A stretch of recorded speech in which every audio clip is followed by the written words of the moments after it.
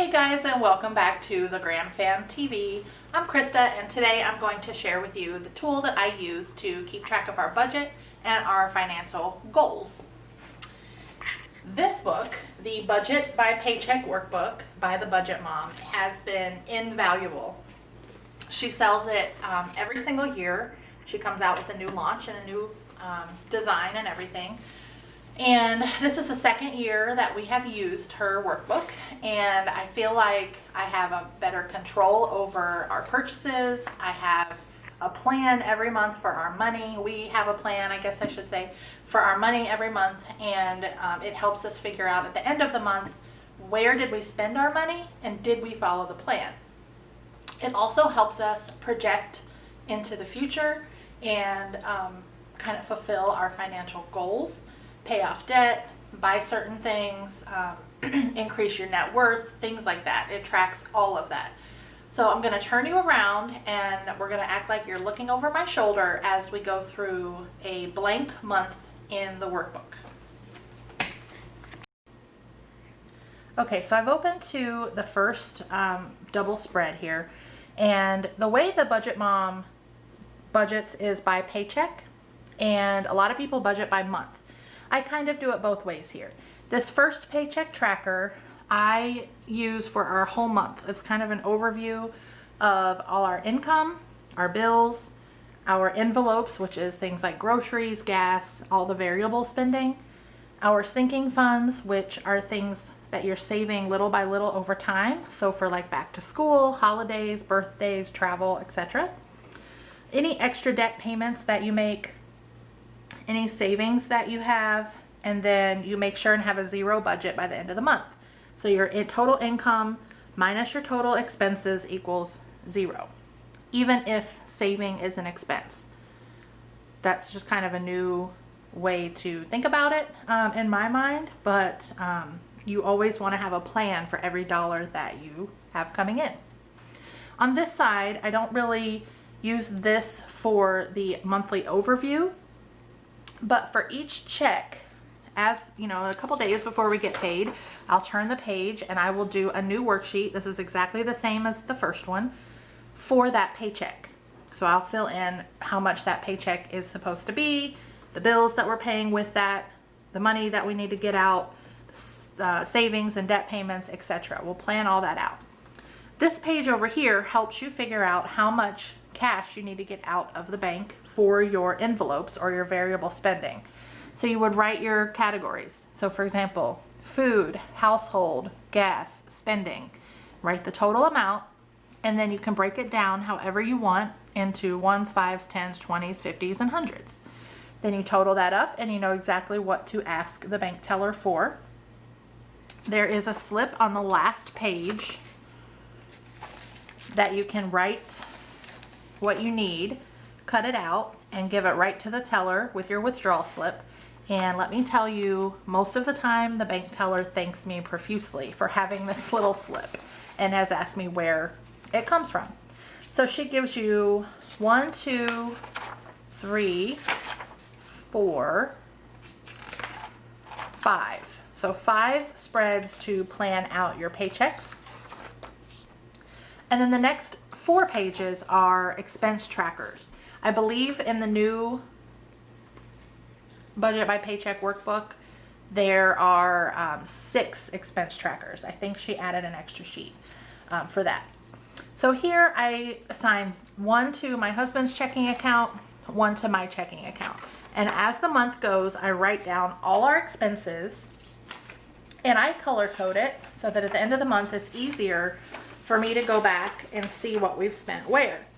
And this is how I color code things. I've got bills in brown, grocery in green, household in blue, gas and car in pink, etc., etc., etc. And I try and list every category out that I would be spending money in, and then I just leave income as black so that I can see that that's an income and not an expense. So I track everything, and even when, let's say I take $500 out that's going to be split up amongst my envelopes, I will write out $100 for household, $200 for grocery. I will write all the cash out in their respective categories so that it's tracked on this sheet. And then once it's in my envelope, I really don't have to worry about remembering to track it as an expense. So those are the expense trackers.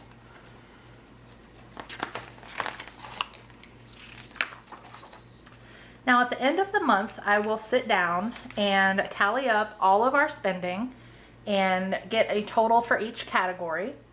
And I will write out our debts that we have, mostly student loans right now. I will write them all out. I will write how many extra payments that we've made, if any, and then figure out our progress of our monthly debt progress and then our overall debt progress. And then this is my favorite page to fill out. It is so fulfilling to see your net worth increase every month. And if it is decreasing, then you really need to figure out why and how you can fix that. So this sheet really helps you figure that out.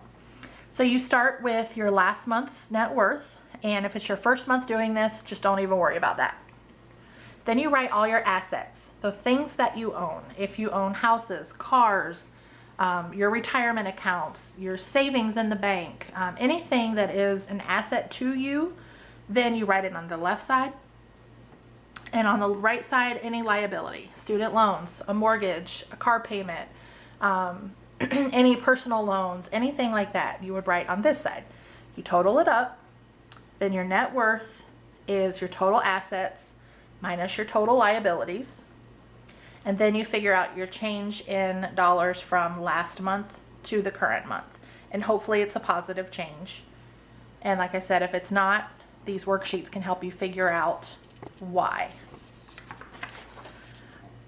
Now, I'll be honest, these two worksheets I don't really use. I did the first year, but because I do the monthly overview on the first paycheck tracker, I feel like this is redundant, but it can help you get a grasp on where your money is going. So this side is exactly that. Where did my money go? You write down each category, how much you budgeted, how much you actually spent, the difference, and the percent of your income that category was. On this side, it's your debt and savings breakdown, so you can figure out how much of your total income you're spending in debt and how much your savings to see if you are meeting your goals there. And the last page, I don't really fill out either. It's a monthly spending comparison. So for example, at the end of September, you would compare your August spending to September spending and note the change in dollars there. And then the last page, like I said, is the slips that you would cut out and give to your bank teller. And then every month it just repeats the same. So I will link below the website so you can watch for the new release for 2020. I am really excited about this release. I am excited she's adding some of the annual planning pages in the beginning of the actual notebook, whereas in previous years, those were extra downloads that you could download and print. So I'm happy those are going to be printed in the actual book this time. But there is a digital version that you can purchase if you rather would just purchase it one time and be able to print it every year. I believe the digital, at least the digital copy that I have, is undated, so you can use it over and over again. I am considering going back to the printed version, so I haven't really decided if I'm going to buy the new 2020 actual workbook or if I'm going to purchase the digital one with the updated annual papers that I can use.